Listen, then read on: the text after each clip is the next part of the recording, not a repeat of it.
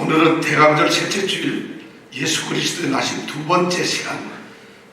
제목은 오늘날 다윗의 동네에 구주가 나셨어요. 지난주에는 제목이 혹시 뭔지 아세요?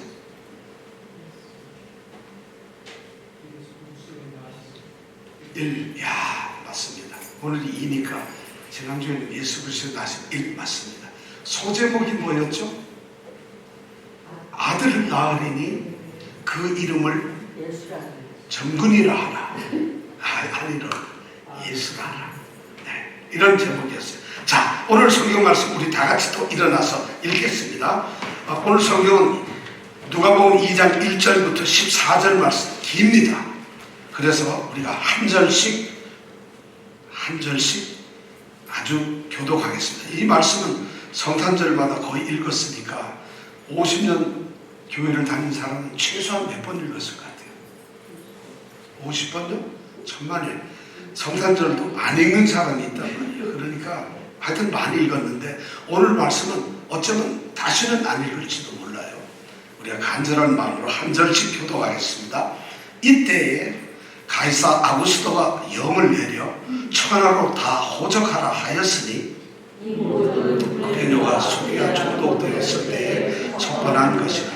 모든 사람이 호적하러 각각 고향으로 돌아가며 요셉도 다윗의 집 속속인 거로 갈릴리 나사렛 동네에서 유다를 향하여 베들레헴이라 하는 다윗의 동네로 그 정원한 마리아와 함께 호적하러 올라가니 마리아가 이미 잉태되었더라. 거기 있을 그때 해산할 날이 차서 맏아들을 낳아 강보로 싸서 구유에 누웠으니 이는 사관에 있을 곳이 없음이로라. 시작. 그 지경에 목자들이 밖에서 밤에 자기 양떼를 지키더니 주의 사자가 곁에 서고 주의 영광이 저희를 두루비추며 크게 무서워하는지라. 천사가 이르되 무서워 말라. 보라, 내가 온 백성에게 미칠 큰 기쁨의 좋은 소식을 너희에게 전하노라. 오늘날 다윗의 동네에 너희를 위하여 구주가 나셨으니 곧 그리스도 주시니라. 너희가 가서 강보에 쌓여 구유에 놓인 아기를 보리니 이것이 너희에게 표적이리라 하더니 호련히 허다한 천군이 그 천사와 함께 있어 하나님을 찬송하여 가로되 지극히 높은 곳에서는 하나님께 영광이요 땅에서는 기뻐하심을 입은 사람들 중에 평화로다 하니라. 아멘. 여러분 성경 말씀 아주 또렷또렷하게 잘 읽으셨죠? 성경 말씀을 읽을 때는 첫째, 대충 읽지 말아야 된다. 두 번째, 얼렁뚱땅 읽지 말아야 된다. 세 번째, 아무렇게나 읽지 말아야 된다. 네 번째, 그냥 읽지 말아야 된다. 이렇습니다. 성경 말씀은 하나님이 우리에게 들려주시는 말씀이니까 정말 곤두세워서 글자 하나하나도 우리가 정말 묵상한 마음으로 하나님의 말씀을 들어야 됩니다. 지난주에 우리는 첫째 예수 그리스도 나심의 첫 번째 시간이었는데 그때는 무슨 얘기였느냐면 하나님의 천사 가브리엘이 갈릴리 나사렛이라고 하는 산골 시골 동네에 처녀인 마리아를 찾아가서 네가 아들을 낳을 것이다. 그 이름을 예수라 하라는 그런 노티스를 하는 그런 장면을 우리가 생각했습니다. 이 땅에서 하나님의 아들인 예수 그리스도가 이 땅에 태어난다는 사실을 처음 들었던 사람, 그 사람은 바로 마리아였어요.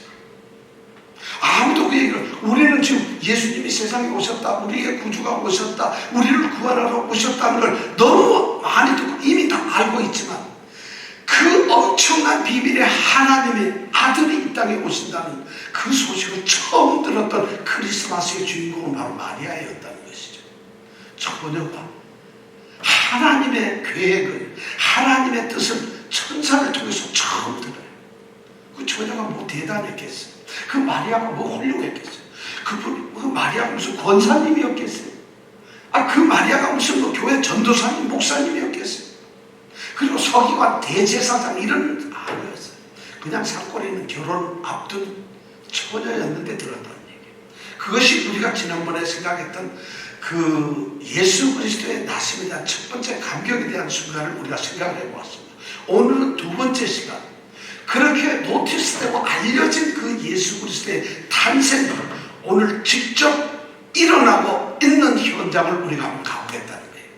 말씀은 1절부터 7절 말씀까지만 주로 말씀을 나누겠습니다. 먼저 그러기 앞서서 우리가 오늘 성경 말씀에서 예수 그리스도의 나심에 대한 우리가 이 흐름을 좀 알 필요가 있어요. 성경에 보면 마태복음 1장 2장, 누가복음 1장 2장이 예수님의 태어나심을 기록을 하고 있는데 그것을 순서대로, 마태는 마태대로, 누가는 누가대로 기록하니까 이 탄생의 이야기가 우리가 소위 시계별로, 시간별로 이렇게 딱 정리가 안 된 것 같아서 좀 그렇거든요. 그래서 1장, 2장, 마태복음, 누가복음 1장, 2장을 정리를 제가 해봤습니다. 한번 볼까요? 바로 이렇게 정리해요. 이걸 잘 보세요. 여기 보면 예수 그리스도의 나심이 마태복음 1장, 누가복음 1장인데 마태복음 1장 1절부터 25절까지가 이제 먼저 나옵니다. 여기에 보면은 요셉의 이제 족보가 나옵니다. 예수님의 족보가. 그리고 나서 요셉에게 나타난 이 가브리엘 천사가 예수의 잉태를 알려주는 이야기가 25절까지 나옵니다. 누가복음에는 3장 23절에서 38절까지가 마리아를 계보를 중심으로 해서 족보가 또 나옵니다. 근데 누가복음 3장에 나오는 족보는 마리아부터 시작해가지고 쭉 올라가서 하나님께 올라가요. 하나님, 그 다음에 아담 이렇게 올라가요. 족보가. 그런데 마태는 누구까지 올라가죠? 아브라함까지밖에 안 올라가요. 아브라함까지밖에. 그런데 그 족보를 가만히 보면 요셉이나 마리아는 전부 다 다윗의 후손입니다. 이렇게 족보가 2개 나오는데 여러분 족보 2개 나오는 거 아시죠? 예수님의 족보가 2개라는 거 아시죠? 처음 들어볼 수 있는 건 아니죠. 마태복음과 마가복음이 있는데 요셉은 다윗의 아들 솔로몬의 후손입니다. 누구요? 다윗의 아들 누구? 솔로몬 왕의 후손이에요. 그런데 마리아는 다윗 왕의 아들 나단이라고 하는 셋째 아들의 후손입니다. 그러니까 똑같이 다윗 왕을 할아버지로 두고 한 사람은 누구? 솔로몬, 한 사람은 나단의 족보를 타고. 그러니까 둘 다 다윗의 후손은 맞지요.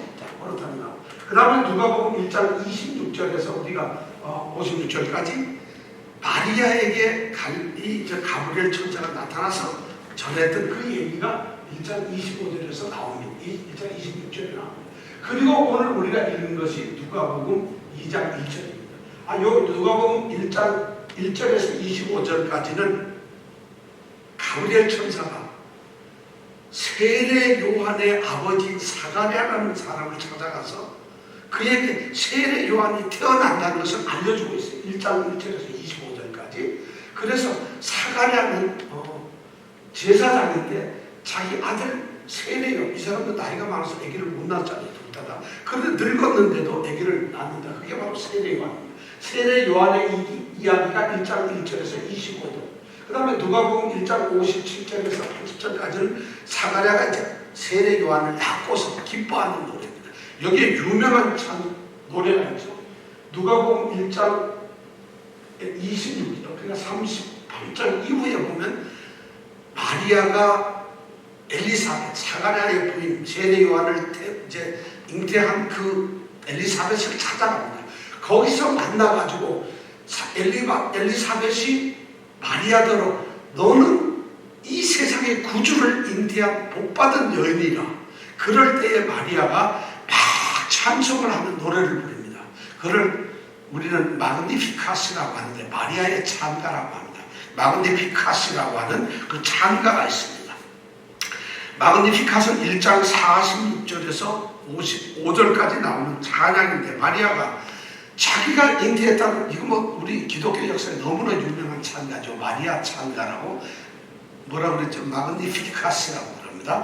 그 찬양을 마리아, 누가복음 1장 57절에서 80절 그 사이에 보면 사가랴가 이제 베네딕투스라 그래서 사가랴의 찬송이 또 나옵니다. 누가복음은 2개의 중요한 찬송시가 나오는데 베네딕투스라 그래서 1장 67절에서 79절까지 사가랴가 세례 요한이 태어남을 축하하면서 부르는 찬송시가 나옵니다. 그래서 누가복음 1장에서는 찬송시가 마리아의 찬송시와 이 사가랴의 찬송시가 나오죠. 그리고 오늘 읽은 누가복음 2장 1절에서 30절 바로 오늘 읽은 말씀들이 시작되고 그 다음에 마태복음 2장 1절에서 23절 이렇게 시간이 됩니다.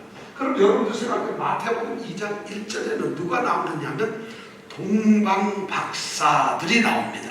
그러면 동방박사 기사가 제일 나중에 나와요. 제가 보니까 시간을 따져보니까 제일 끝에 있어요. 태어나고 나서 오히려 이 주의 천사들 이거보다도 늦어요.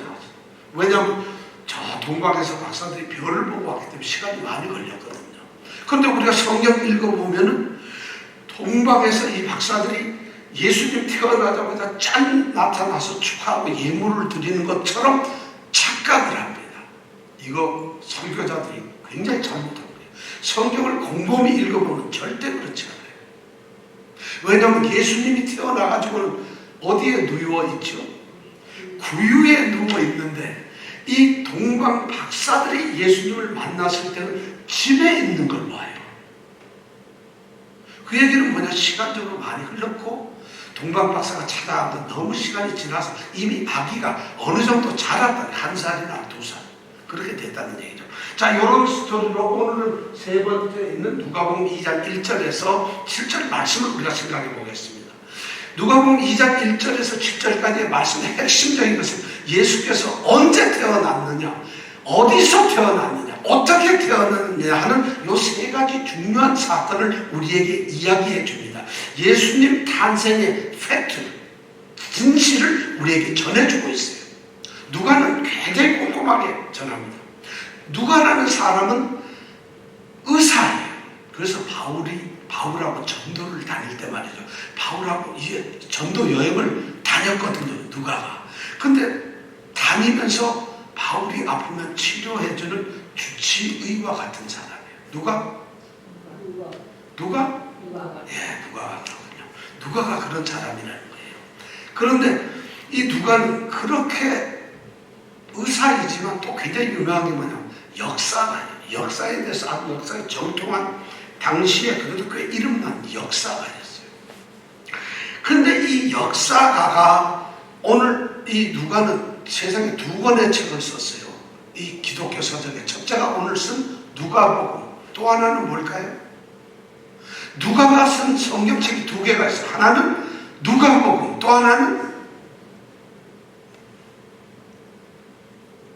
누가복음, 또 하나는 누가복음 2. 이랬으면 얼마나 좋겠어요. 그렇죠? 하나는 누가복음. 누가복음은 예수님이 태어나신부터 예수님의 생애와 예수님이 이 땅에서 어떻게 인간으로서 사셨고 하늘에 올라가셨는가 하는 고난을 받으셨는가 하는 것은 예수님의 생애를 기록한 것이 누가복음이에요. 근데 누가복음은 성경에서 또 하나를 썼어요. 그것이 뭐냐면 사도행전이에요.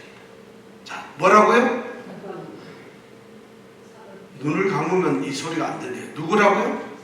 사도행전. 사도행전은 예수님에 대해서 예수님을 전파한, 복음을 전파한, 복음은 예수님이니까 그것을 기록한 것이 사도행전인데 그 사도행전에 보면 사도들이 베드로, 요한, 빌립, 바울 뭐 등등 많은 사도들이 예수를 전한 것, 복음을 전한 것을 기록한 것이 사도행전이에요. 그러니까 누가가 쓴 책은 굉장히 기독교적으로 중요한 거예요. 예수님의 생애와 그분을 전한 사도들의 촉이, 사도행전이 없었으면 우리는 초대교회에 복음이 어떻게 전파되었는지 몰라요. 복음이 전파된 사실을 기록한 것이 누가밖에 없거든요. 우리는 그러다 보니까 바울이 고린도에 갔구나, 바울이 에베소에 갔구나, 빌립보에 갔구나, 데살로니가에 갔구나, 아덴에 갔구나, 이런 것을 우리가 알 수 있는 거예요. 왜냐하면 누가는 따라다니면서 그 역사를 기록한 거예요. 그것이 바로 사도행전이라는. 좀 힘들더라도 눈을 뜨면서 우리가 잘 들으면 좋겠어요. 뭐라고요? 누가가 쓴 책 처음에가 뭐? 또 하나? 이거는 아시고서 생각해요. 자, 이 누가복음을 쓰는데 오늘 예수의 태어나심을 기록하면서 예수님이 어떻게 태어났는가 하는 것을 그냥 쓰면 되는데 누가는 역사가니까 다른 기록자들과 하는 관점이잖아요. 오늘 2장 1절에 보니까 이때에, 야, 놀라운 단어가 있어요. 이때에, 다시 해볼까요? 이때에. 어느 때요? 그렇죠. 이때죠. 바로 이때. 어쩌면 이거는 예수님이 태어날 거라고 알려줬던 그 시점, 또 예수님이 태어났던 시점, 하여튼 바로 적어도 이 예수가 태어나던 그 상황을 이때라고 표현해요.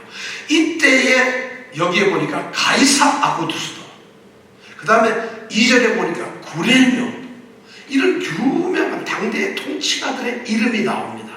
1장 5절에 누가복음 1장 5절에 보면은 유대왕 헤롯이 나옵니다. 역사가가 지금 예수의 태어나심을 기록하면서 세상적으로 어쩌면 굉장히 유명한 이런 통치자들의 이름을 3명을 기록하고 있어요. 자, 헤롯 왕, 우리가 헤롯 왕을 한번 생각해볼까요? 예수님이 태어날 때 왕이 누구라고요? 누구요? 헤롯 왕. 이러면 틀리고 정확하게 얘기하면 헤롯 대왕 이래야 됩니다. 다시 누구요? 왜냐하면 헤롯은 아들이 3명 있었는데 그 아들들도 다 헤롯 왕이라 불렀어요. 그러니까 어디 가서 헤롯 왕 그러면 헤롯 왕 누구 이러면 그 다음에 내가 좀 모르는 게 표시가 나잖아요. 그러니까 어떻게 해야 된다? 헤롯 대왕 이래야 된다. 누구요? 헤롯 대왕이. 헤롯 대왕은 그 당시 예수님이 태어나던 그때까지의 이 유대 지역을 전체를 총괄하는 왕이었어요. 그럼 이 사람 당연히 유대 사람이어야 되는데 아니었다는 거예요. 이 사람은 지도 한번 볼까요? 지도 잘 보이나요? 이게 지금 유대 땅이다. 그러면 유대는 여기는 사마리아입니다. 여기는 사마리아, 여기는 뭐라고요? 갈릴리. 이 일대는 갈릴리라. 여기 갈릴리 호수입니다. 갈릴리 일대. 여기는 사마리아. 이거는 유대 땅입니다. 유대 땅. 그리고 요거는 우리가 잘 아는 팔레스타인입니다. 그럼 이거는 뭐죠? 이 하얀 데는? 네? 야, 우리 이건 집사님 잘. 그럼 요거는 뭐죠? 갈릴리에서부터 요래 내려오는, 여기는 사해입니다. 그럼 갈릴리에서 내려오는 요 강을 우리는 뭐라 그러죠? 요단강이라 그럽니다. 자, 지도 한눈에 딱 드러났죠. 이 헤롯 대왕은 어디 출신이냐 하면 유대도 사마리아도 갈릴리도 아니고 바로 이두메라고 하는 여기 출신입니다. 이두메는 옛날로 말하면 에돔이에요. 에서의 후손인 에돔 사람, 그러니까 유대 사람이 아니라는 거죠. 이 헤롯 왕은 유대 왕이 아니라 유대 왕 노릇을 하고 있는데 정통 유대인 출신이 아닌 바로 이 에돔 출신의 이두메 출신의 왕이기 때문에 유대인이 싫어요. 정통성을 인정받지 못한다는 것이죠. 그러다가 보니까 이 헤롯 왕은 왕이 되고 나서 굉장히 일을 많이 합니다. 유대인들의 환심을 살려고 이 예루살렘에다가 성전을 짓습니다. 점수를 따려고. 근데 이 성전이 46년 동안 지어져요. 예수님이 돌아가실 때도 완성이 안 될 정도로 굉장히 웅장한 예루살렘 성전을 지었어요. 새롭게. 그것뿐만 아니라 여기에 있는 이 가이사라라고 하는 도시를 건설합니다. 그리고 또 사마리아라고 하는 성을 다시 지을 정도로 이 헤롯은 유대인들에게 점수를 따려고 많이 했어요. 근데 이 사람이 바로 그 당시에 유대를 다스리고 있었다는 거죠. 바로 이 유대왕 헤롯이라는 사람이 있고, 그 다음에 두 번째 이 가이사 아구스토, 오늘 2장 1절에 보니까 이때에 가이사 아구스토 황제가 있었다는 거예요. 가이사 아구스토는 누굴까요? 자유하여 가이사 아구스토는 로마 황제예요.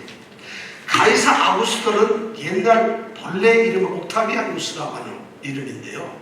로마 황제로서 최초로 황제로 올라간 사람이에요. BC 31년도 이거 뭐 세계사 역사 잠깐만 보면 BC 31년에 악티움 전쟁이라고 일어납니다. 악티움 전쟁은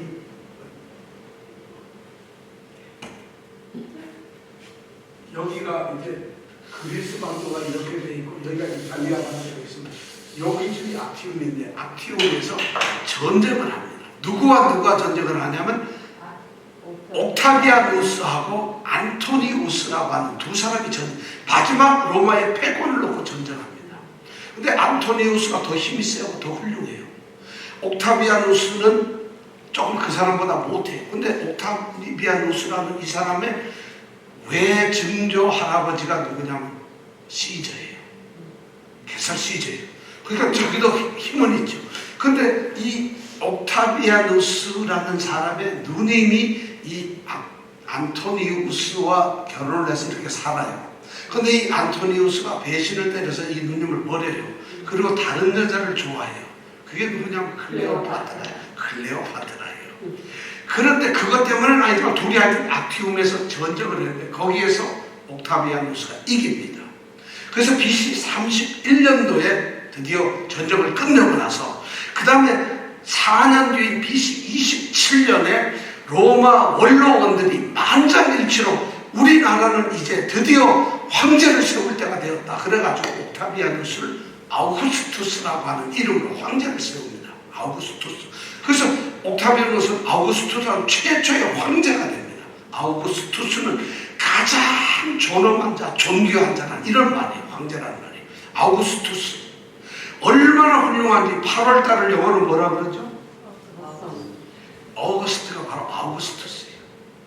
한 달을 갖다 왕을 위해서 그 해에 한 달을 왕에게 바치는 날이에요. 그래서 아우구스투스다. 그러니까 이 가이사 아구스토라는 이 사람은 말이죠. 대충 사는 사람이에요. 그 당시 천하를 통일한 사람이에요. 얼마나 이 사람이 천하를 통일한 로마 제국이 세워진 거죠. 실질적으로. 그래서 야누스라고 하는 신전이 있는데 거기에서 야누스 신전의 문이 열리면은 전쟁이 난다는 뜻이에요. 근데 닫혀 있으면 전쟁이 안 난다는 거예요. 40년 동안 이상을 문이 열리지 않았어요. 로마 역사에 그런 적이 없어요. 로마는 늘 열어놓고 있었어요. 왜냐? 정복 전쟁을 했으니까. 근데 세상을 다 정복한 그 왕 아우구스투스가 이제 평화를 유지하니까 최고의, 그러니까 뭐 원로원이고 시민이고 로마 사람들이고 모두 다 그를 갖다가 어떻게 했다고요? 황제를 추천을 했다는 거예요. 그 다음에 구레뇨 총독. 이 세 사람이 이렇게 이제 나와 있어요. 그러니까 바로 예수님이 태어나던 시대가 어느 때냐? 헤롯 대왕과 아우구스투스가 있고 하던 이런 시대에 태어났다는 거예요. 왜 저는 이렇게 딱 예수님이 그때 태어났구나. 이것을 이 누가는 왜 썼을까요? 사실 이걸 쓸 필요도 없어요. 근데 저는 깜짝 놀랐는데 그럼 이때가 바로 아구스토가 황제가 되어 있고 헤롯 왕이 다스리고 이래서 그 사람들은 훌륭하고 세계는 평화가 왔을지 몰라도 하나님의 택하신 유대 백성들에게 있어서는 가장 암흑기입니다. 유대 백성들한테는 전혀 기쁠 게 없어요. 왜냐하면 유다는 로마 황제 가이사가 직접 다스리는 통치하는 그 밑에 있는 나라예요. 유다는 자기 나라가 없이 여기 구레뇨라고 하는 총독이 다스리는 수리아라는 건 어디냐고 지도를 보면은 여기쯤 됐다.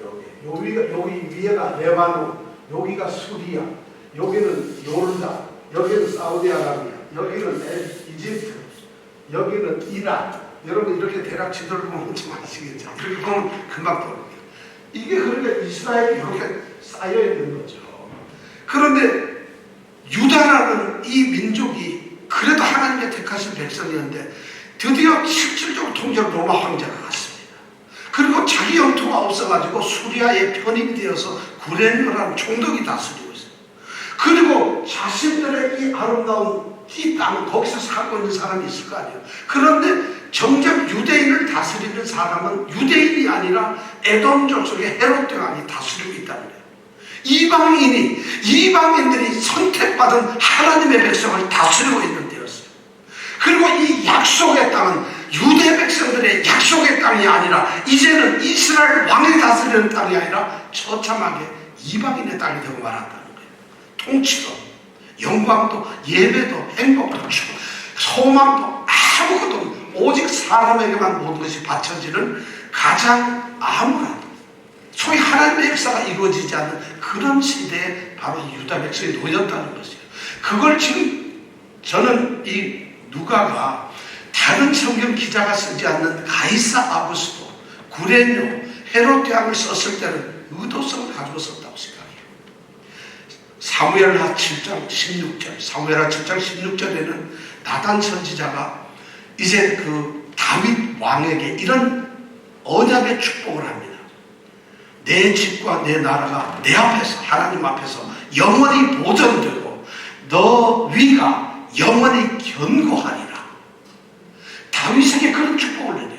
그런데 그 하나님의 약속, 하나님의 축복이 완전히 깨어져 버리고 마는 이런 상태예요. 유대민족이 그렇다는 거예요. 이제는 더 이상 소망이 없어요. 그럼 하나님의 약속, 하나님의 언약, 하나님의 계획이 그러면 인간에 의해서 무너지고 마는 것 아니겠어요? 놀랍잖아요. 창세기 49장 10절에 보면 야곱이 자기의 네 번째 아들 유다에게 축복을 하는 유언이 있습니다. 홀이 유다를 떠나지 아니하며 치리자의 지팡이가 그 발 사이에 떠나지 아니하시기를 실로가 오시기까지 미치리니, 실로가 오시기까지 미치리니 그에게 모든 백성이 복종하리로다. 실로가 바로 누구냐? 예수 그리스도, 구원자, 메시아라는 거예요. 자, 하나님께서는 이제 실로를 보내야 할 때가 되었다는 것을 누가 기억하고 있어요? 하나님의 뜻과 계획 속에서 그분의 오심이 정해졌는데 인류의 역사 중에 하나님의 아들이 언제 오실 건가? 누가는 바로 이때라고 생각을 하고 있어요. 온 세상이, 이 천하가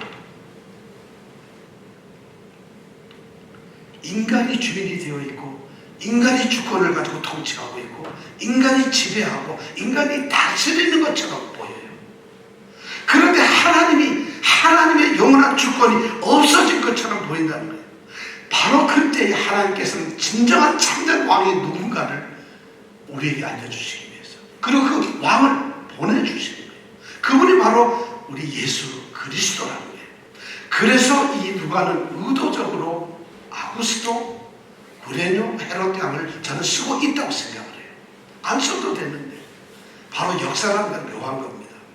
세상의 왕이 가장 창궐했을 때, 여러분 더 웃기는 것이, 더 아주 역사적으로 심각한 게, 예수님이 태어나기 전은 역사를 뭐라고 그러죠? 예? 예수님이 태어난 해를 기준으로 해서 그 전을 뭐라 그러죠? 예수님이 태어난 이후는 뭐라 그러죠?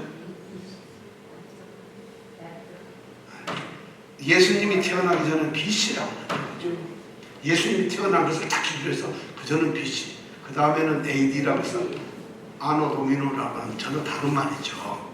근데 이거는 그만큼 예수님이 역사의 주인인 것처럼 이렇게 우리가 말을 하잖아요. 예수님 오셔서.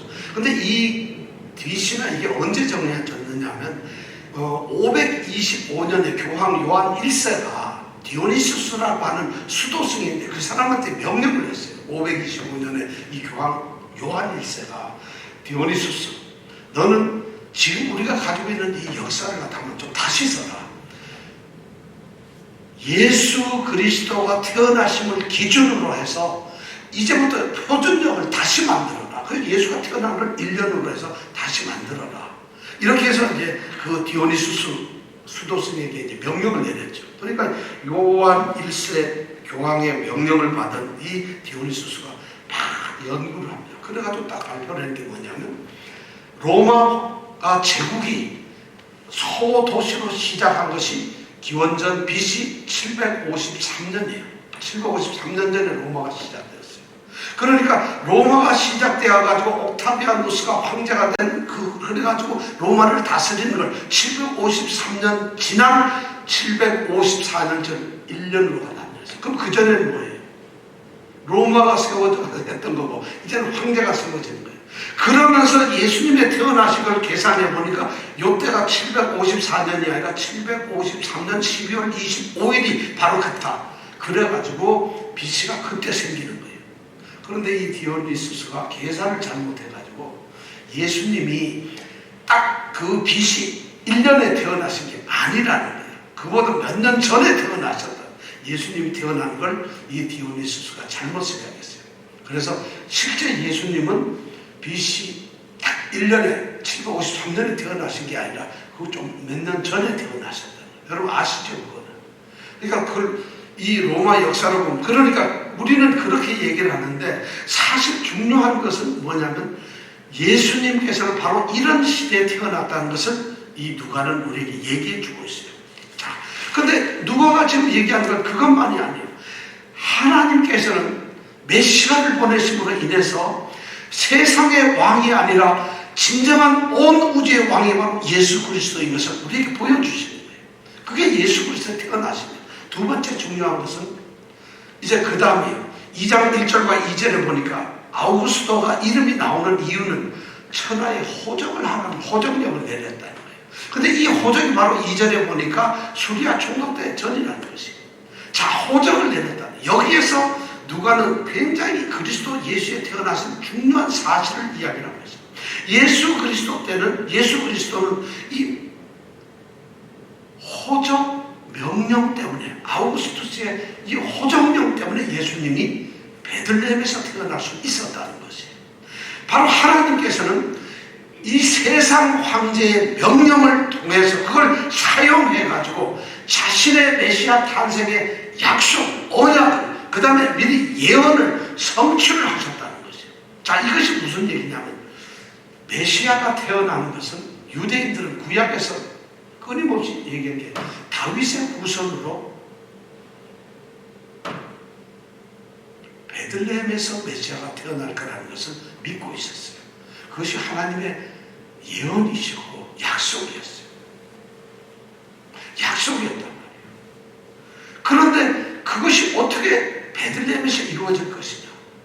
베들레헴 요즘에 가보면 한 2,000명, 3,000명 사는 작은 도시예요. 이때는 한 200명도 안 되던 도시예요. 베들레헴이 어딜까요? 지도 한번 볼까요? 베들레헴이 어디죠? 여기가 예루살렘이에요. 이것이 베들레헴이에요. 여기는 여리고 성이 있어요. 우리 여러분 요것만 좀 우리 가자들인가 여기에 있습니다. 자, 베들레헴 예루살렘 성전이 여기 있고 베들레헴은 여기서 한 7km 정도 떨어진 아주 가까운 곳입니다. 요 베들레헴, 예루살렘도 아니고 베들레헴에서 예수님이 태어난다는 거예요. 메시아가 태어난다. 왜 그랬어요? 다윗 왕이 바로 이 베들레헴 출신이기 때문에. 다윗 왕이 베들레헴에서 이세의 8번째 아들로 태어난 사람이에요. 이 베들레헴이라는 도시는 굉장히 우리가 익숙하죠. 베들레헴에는 유다 지파들은 이 유다 땅에서 주로 여기서 살았는데 다윗의 조상들은 이 땅을 얻었다는. 그 여기서 이세가 여기서 살아요. 이세의 아버지는 누굴까요? 보아스예요.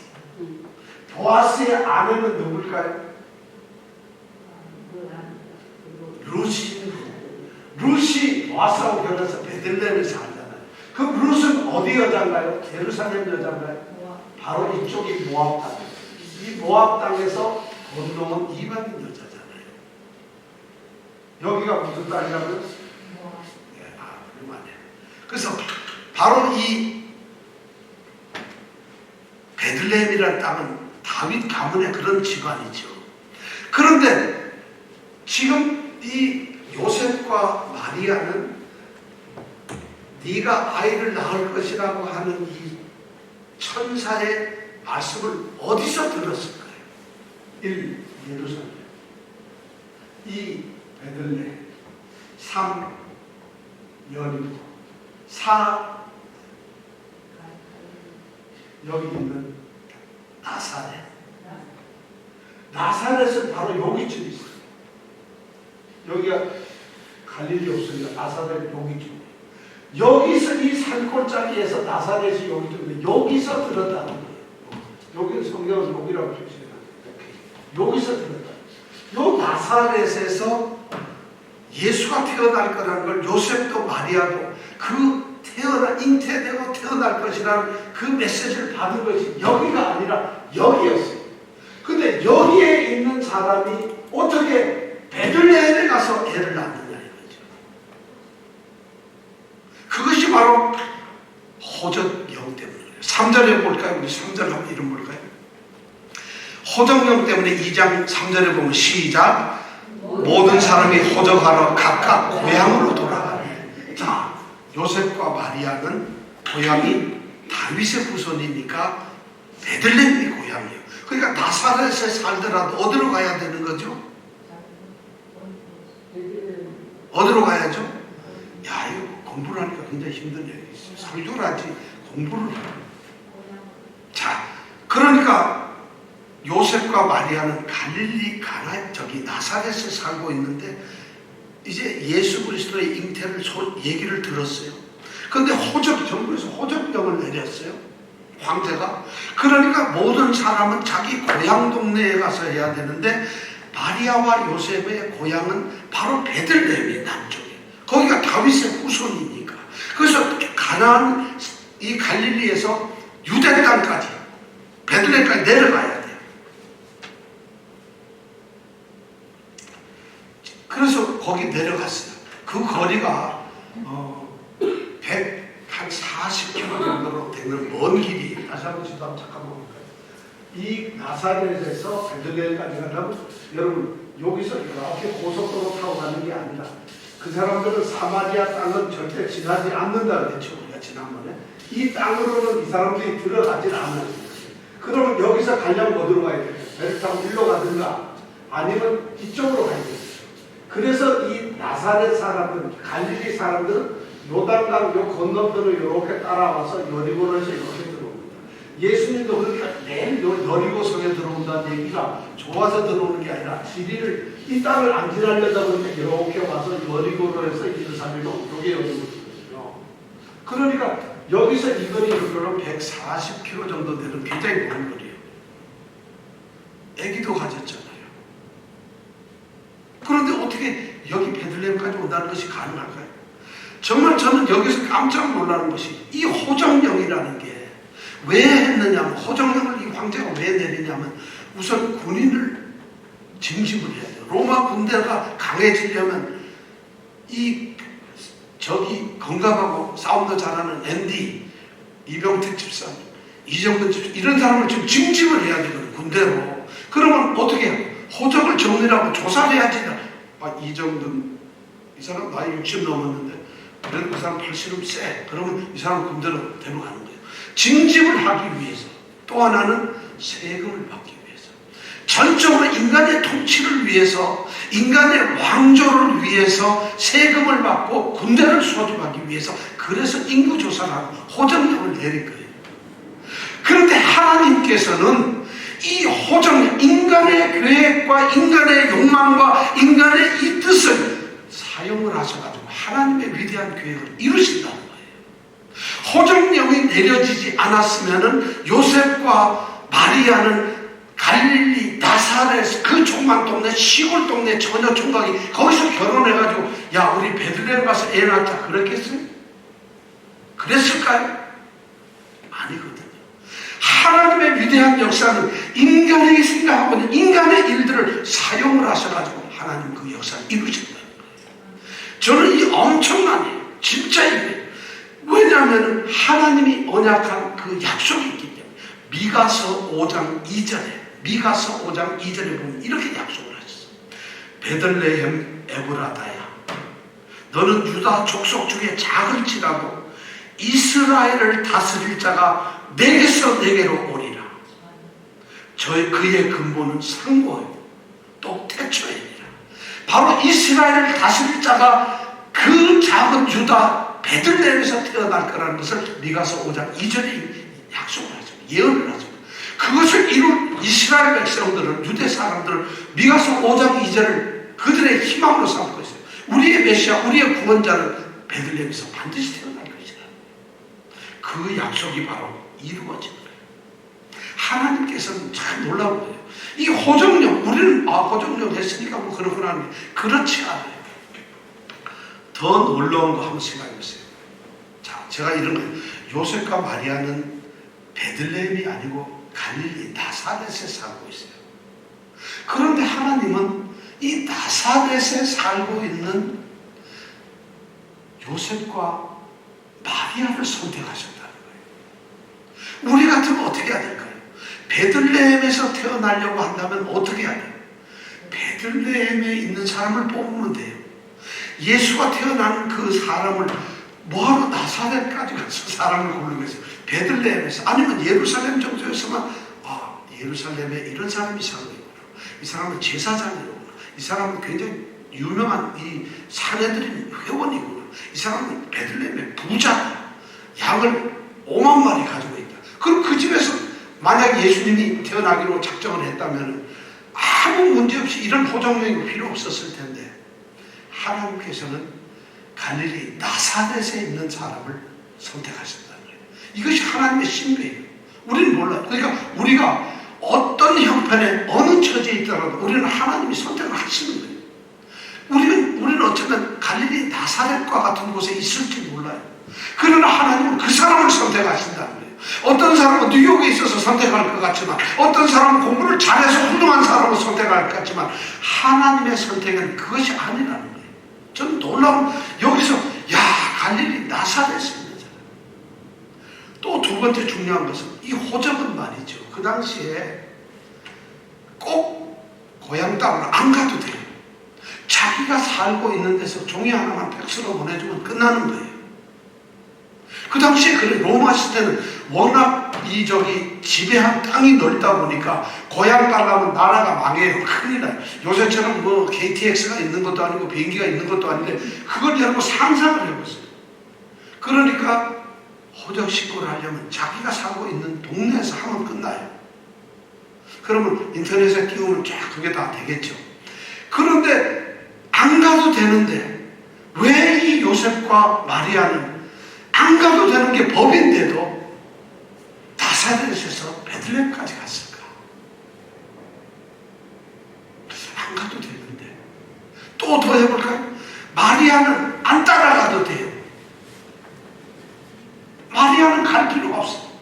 왜냐하면 설령 이 자기 고향에 가서 호적을 신고하더라도 대표로 한 명만 가면 돼요. 그게 법이에요, 그 당시에. 그러니까 요셉만 가면 돼요. 마리아는 안 가도 돼. 마리아가 가야지 베들레헴에서 애를 낳지, 요셉이 가면 애를 낳습니까? 그럼 마리아는 안 가도 되는 여자예요. 또 로마 배우면 여자는 호적 신고에 의무가 없어요. 왜냐하면 여자는 군대 징집을 하는 것도 아니고 세금을 내는, 인두세를 내는 사람도 아니고, 그러니까 마리아는 호적이 관계도 없는 사람이에요.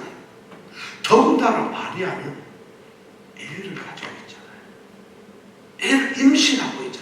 그 140km 이 먼 거리를, 이게 좋은 길이 아니잖아요. 걸어서 가는 거죠. 전부 다 걸어서 가는 거예요. 그럼 며칠 걸리겠죠? 엄청나게 걸리겠죠. 안 가도 되는데 마리아는 왜 갔을까요? 바로 이것이 하나님의 신비입니다. 마리아는 아마 뱃속에 있는 그 아기가 이 가브리엘 이 천사의 말처럼 이가 하나님의 아들이라, 지극히 높으신 자의 아들이고 예수라 일컫는다, 그걸 아마 듣고는 그에게는 확신이 있었습니다. 요셉도 그랬습니다. 바로 모든 사람들에게 어떤 환경이 있더라도 하나님의 일에 뚜렷한 확신과 약속이 있는 사람은 반드시 이게 해낼 수가 있어요. 이겨낼 수가 있다는 거죠. 요셉과 마리아는 그 약속 때문에 나사렛에서 베들레헴으로 가는 겁니다. 안 가도 되는데 이것이 하나님께서 이루시는 놀라운 일이에요. 미가 선지자의 예언을 요셉과 마리아는 알았을 거예요. 가브리엘 천사의 얘기를 듣고 그들은 마음속에 결심을 했을 거예요. 우리는 반드시 베들레헴에 가서 아이를 낳아야 된다.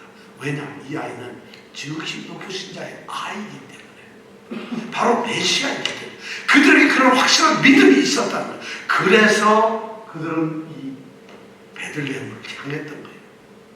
자, 이것이 하나님의 약속은 반드시 이루어진다.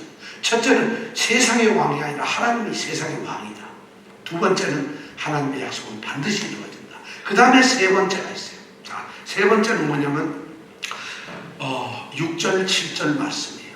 자, 제가 3절부터 읽어보겠습니다.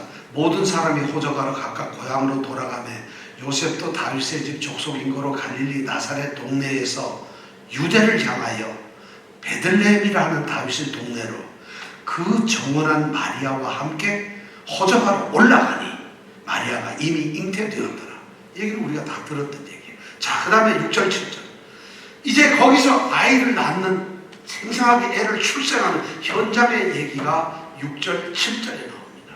여기에서 우리가 정말 아까 제가 제일 처음에 이 성경을 읽을 때 성경을 절대 이렇게 읽어서 안 되는 거 4가지 얘기했죠. 어떻게? 얼렁뚱땅 읽지 마라. 대충 읽지 마라. 읽는 척 하면서 읽지 마라. 아무렇게나 읽지 마라. 생각 없이 읽지 마라. 성경을 그렇게 읽으면 절대 안 된다. 저는 놀랍게도 2000년 기독교 역사 중에서 바로 이것이 성경을 가장 잘못 읽었던 대표적인 구절이 바로 6절과 7절이에요. 여러분들은 그걸 느꼈는지 어떤지 몰라요. 여러분들에게 한번 물어보겠습니다. 우리는 크리스마스 성탄절을 생각하면 이렇게 생각해요.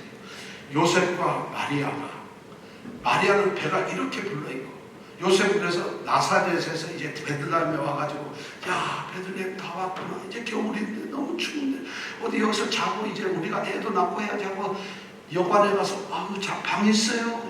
No one. 여기 방 있어요? No room. 여기 방 있어요? No one. 잘 데가 없어요. 그럼 어디서 잤겠어요?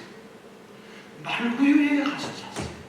거기서 애를 낳았다. 이것이 우리가 가지고 있는 생각이에요. 이것이 우리가 가지고 있는 생각이라고 제가 이렇게 말하는 이유는 성경이 말하지 않는다는 것이에요. 성경은 뭐라고 얘기하냐면 6절에 보니까 이게 참 거기 있을 그때에 무슨 생각이 드세요? 요셉과 마리아가 거기가 어디예요? 네? 말구유예요. 지금 말구유에 있나요? 거기에 있을 거기라는 게 지금 어디로 간 거죠? 베들레헴에 와 있어요. 베들레헴에 있을 바로 그때예요. 이 얘기는 우리는 마치 금방 요셉과 마리아가 도착해서 베들레헴에서 방 얻은 것처럼 모든 사람들이 그렇게 얘기해요. 사람이 많아서 방이 없어가지고 말구유에 가서 잤다. 그렇게 웃기는 소리 하지 마라. 여기 말 단어는 거기 있을 그때예요. 요셉을 나쁜 사람으로 만들지 마세요. 금방 오늘 애 낳을 사람 갖다가 억지로 끌고 가서 가자마자 애를 낳았다. 이렇게 만들지 말라는 거예요. 이 성경 말씀은 그게 아니에요. 거기에 이미 도착한 지가 한 달이 됐는지 열흘이 됐는지 몰라. 이미 도착해 있어요. 그래서 거기에 도착했다는 얘기가 아니라 이미 있을 때예요. 거기에 있을 바로 그때에 시간이 지나서 해산할 때가 됐다는 것이에요. 6절이 그 말씀을 얘기하고 있죠. 그죠? 근데 여러분들 이때까지 아니에요. 막 베들레헴에 도착하자마자 막 해가지고 방 찾다 없어가지고 애는 낳아야 되겠고 그래서 나왔다는 거예요. 그렇지 않아요? 자, 이걸 우리가 잘 들어보세요. 도착해서 숙소를 찾지 못한 것이 아니라 이미 와서 거기서 있어요. 거기서 머물고 있다는 거예요. 거기에 있다는 거예요. 그런데 해산 때가 돼가지고 이제 애를 낳는다는 것이에요. 그거하고는 차이가 많이 나죠. 우리는 성경을 굉장히 멋있게 만들어 보려고 해요. 우리의 생각이 그렇다. 좀 뭔가 드라마틱하게 만들고 좀 뭔가 아주 급진적으로 참 뭔가 얘기 스토리를 해서 이렇게 막 하다가 애 배가 불러가 이리 와서 애 낳으려 그러는데 막 이렇게 만들고 이게 전부 성경을 잘못 읽었다. 대표적으로 잘못 읽은 거예요. 물론 동방박사가 3사람이다. 이거 다 거짓말이라는 거 아시죠? 우리 동방박사는 3사람이란 성경에 어디도 나오질 않아요. 그냥 동방박사들이라고 나와 있어요. 왜 그럴까? 선물을 3개 가져왔으니까 각자 하나씩 3명이 왔구나. 엉뚱한 소리 하지 마세요. 성경엔 그런 기록이 없다는 거예요. 그냥 동방 박사들이 3개의 예물을 가져왔다는 것이지 3사람이 3개를 가져왔다는 건 아니라는 거예요. 근데 성경은 왜냐면 그렇게 꼼꼼히 안 읽는 제가 누차 강조드리지만 성경은 대충 읽지 마세요. 그냥 졸면서 아무렇게나 읽지 마세요. 단어 하나하나를 잘 생각하는 거예요. 그래서 이 워딩을 보면은 거기 있을 그때예요. 거기에 스테이 해가지고 있을 바로 그때 해산 날이 찼어. 애를 낳는다는 것도 아니라 해산할 날이 찼다는 것이에요. 자, 그래가지고 7절에 보니까 맏아들을 낳았다. 맏아들이라는 게 뭘까요? 첫 번째 아들이죠. 마리아는 성령으로 잉태된 첫 아들 예수를 낳습니다. 그런데 이 로마 가톨릭은 이 맏아들을 낳고 그 다음에 마리아는 애를 하나도 안 낳았다 그래요. 거룩한 몸이 돼서. 그래서 영원히 거룩한 동정녀다. 그래서 마리아를 막 칭송을 해요. 근데 우리 성경에 보면 마리아는 예수를 낳고 그 다음서부터 요셉의 인간의 아들을 낳습니다. 많이 낳았어요. 4명이나 5명 낳았어요. 근데 그 아들, 그 동생들이 있죠. 요셉의. 그러니까 아들이고 예수님의 육신적인 동생이죠. 그 유명한 사람이 야고보.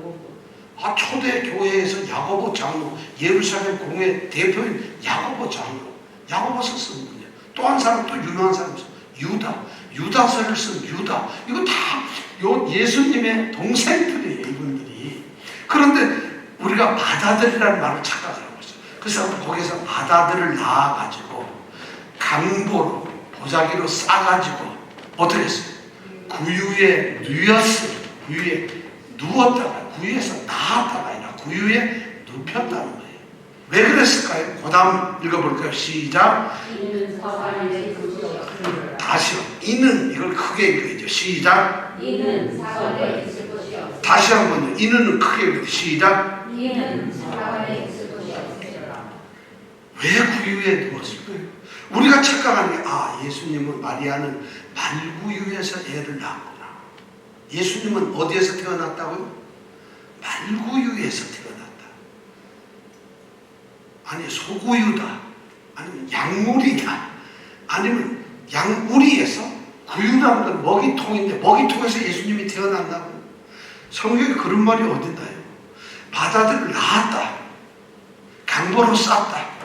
그리고 구유에 누웠다. 이게 성경의 팩트예요. 어디에 구유에 나왔다는 사람은 있어요. 자, 예수님 어디에서 태어났죠? 말구유? 그것도 모르면 더 좋죠, 사실은. 왜냐하면 몰랐으니까 새로운 걸 알잖아요. 구유에 누우신 거예요. 왜 구유에 누우셨을까? 이는 사관에 있을 곳이 없습니다.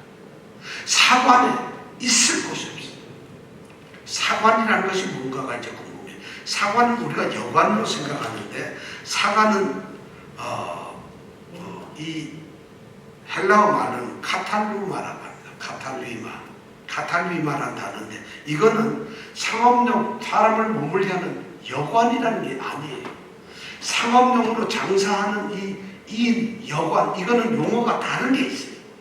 그럼 카탈루마라고 하는 이 단어, 사관이란 말은 그런 의미가 아니에요. 여관이란, 우리가 말하는 돈 내고 사는 호텔 여관이 아니라는 거예요. 단어가 그렇다. 그럼 이 카탈루마라고 하는 사관은 뭐냐면 그냥 객실, 룸, 방을 말하는 거예요. 자, 그럼 말을 다시 바꿔보겠습니다. 맏아들을 낳아 강보로 싸서 구유에 누웠으니, 왜냐하면 방에 있을 곳이 없습니다. 방에 있을 곳이 없다. 방에 왜? 이때까지 그럼 애를 어디서 낳았어? 방에서 낳겠죠, 당연히.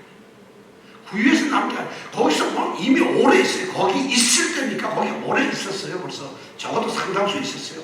그럼 거기서 방에 있었을 거 아니에요. 말구유에서만 계속 살았지 않았어요. 그건 현실적으로 불가능한 얘기예요. 그럼 방에서 있었어요. 근데 애를 낳았어요. 근데 방에 놀 데가 없어요. 그래서 애를 갖다가 구유에다 눕힌 거예요. 방에서 애를 낳았는데 구유에 갖다가 눕힌 거예요. 이게 뭐야? 목사님 이단이야?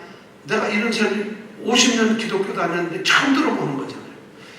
유대 땅 그 당시 고고학적으로 연구를 해보면 그 당시에 이스라엘 이쪽에 집들은요 2층처럼 돼 있어요. 이렇게 낮고 약간 높아서 또 이렇게 된 이런 집 구조가 한 건물인데, 지붕도 있고 벽이 있는데 문에 들어가면 조금 낮게 있다가 그 다음에 약간 높아서 이렇게 2층 구조로 돼 있어요.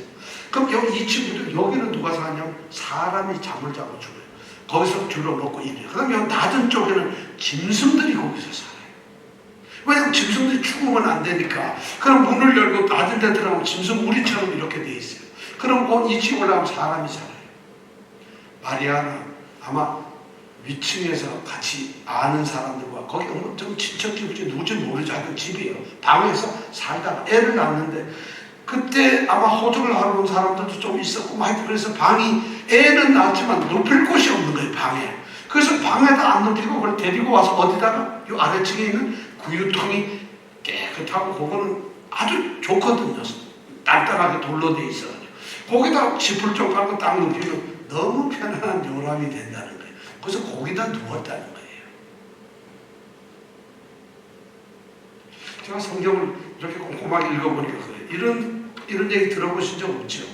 근데 이 성경 말씀이 그런 거예요. 그렇다고 해서 예수님이 구유에 누웠다는 사실이 없어지는 건 아니에요. 구조가 이 구유라고 하는 저 헬라어로 파트네라고 하는 말인데, 이 파트네라는 단어가 누가복음에만 4번 나오는데 전부 이게 그런 개념으로 쓰여요. 자, 왜 예수님은 파트네라고 하는 이 구유에 눕혔을까? 방이 없어요. 사람들이 방에 가족들이 다 몰려서 미치게 이렇게 살다 보니까 애를 낳았는데 애한테 넓은 칸을 줄 수가 없잖아요. 그러니까 애가 혹시 다칠 수도 있고 문제가 있고, 그러니까 내려가지고 구유에다 따로 분리해서 눕혀놓는 거예요. 그런데 예수님은 여기서 중요한 것이 바로 구유에 누우셨다는 사실이에요. 왜 구유였을까? 이것이 신학적으로 누가는 의도적으로 이렇게 굉장한 것을 이야기하고 있어요. 누가는 의도적으로 구유에 눕혔다는 것, 거기에 뉘어놨다는 것을 기록을 하고 있어요. 이건 뭐냐? 예수님은 낮게 오신 거예요. 그리스도는 구유에 누워있는 아기를, 어쩌면 목자들은 구유에 누워있는 아기를 찬양했을 거예요. 많은 사람들, 하늘의 천사들이 지극히 높은 곳에서는 하나님께 영광이라는 찬송을 부르는 게, 그 찬송 소리가 바로 구유에 누워있는 아기를 향한 것이라. 세상의 왕들, 세상의 권력자들은 높은 곳에 있지만 주님께서는 낮은 메시아로 오셨다는 거예요. 낮은 곳에 임하셨다는 거예요. 정말 하나님과 동등됨이신데 동등됨을 취하지 않으시고 종의 형체, 사람의 모양으로 오셨다는 것을 지금 누가는 보여주고 있는 것이에요. 이 메시지는 뭐냐면, 우리의 메시아 예수님은 높은 곳에 계시지 않았다는 거예요. 여러분들이 예수님을 만약 영접하려면, 여러분들이 예수님을 만나려면 그분은 말구유에 누우신 분이니까 여러분들이 말구유가 되는 수밖에 없어요. 낮게 오신 분을 만나는 사람은 낮은 사람만 만날 수가 있습니다. 높은 데 있는 분은 예수님을 만날 수가 없어요. 높아진 사람은 예수를 만날 수가 없어요. 예수님은 낮은 자가 아니면, 낮은 곳이 아니면 가시지 않았다는 것이에요. 그런데 그 예수님은 낮은 자를 높이시기 위해 오신 거예요. 버려진 자를 찾기 위해서 오신 거예요. 이제 더 이상 소망이 없는 자에게 소망을 주시기 위해서 온 거예요.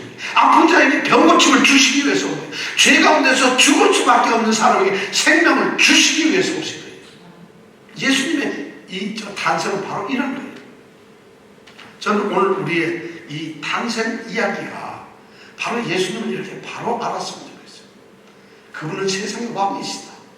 그분은 약속을 이루신 분이다. 그리고 그분은 낮은 곳으로 오셔서 낮은 자를 찾으셨다. 이것이 성탄절의 의미라는 거예요. 이 성탄절 의미가 오늘 우리에 있길 바랍니다. 자, 그럼 우리는 그 예수님을 이미 만났어요. 우리는 낮지도 않았는데도 낮은 척하는 걸 우리를 예수님은 받아주셨고, 우리는 예수님의 사람들이 됐어요. 다시 오시는 예수님을 우리는 기다립니다. 그렇다면 다시 오시는 예수님을 만나는 사람은 누굴까요? 낮은 자들이에요. 좁은 문으로, 좁은 길로 자기의 십자가를 지고 가는 사람, 그 사람들이 다시 왕으로 오시는 예수님을 만나는 사람들입니다. 메시아 오신 것은, 오늘 성탄에서 우리에게 들려주시는 메시아, 이 메시지는 바로 그겁니다. 좁은 길, 좁은 문, 낮은 길, 자기 십자가를 지는 이런 삶이 예수를 만난 사람들, 예수를 모신 사람들의 삶입니다. 그러나 다시 오면 그분은 이제 낯선 곳이 아니라 왕으로 오실 겁니다. 왜? 우리를 높이시기 위해서. 우리는 왕이신 그분을 다시 만나게 될 겁니다. 다시 그분을 기다리면서 우리가 이 성탄절을 보냈으면 좋겠습니다. 여러분들에게 이 놀라운 축복이 있기를 바랍니다. 같이 기도합니다.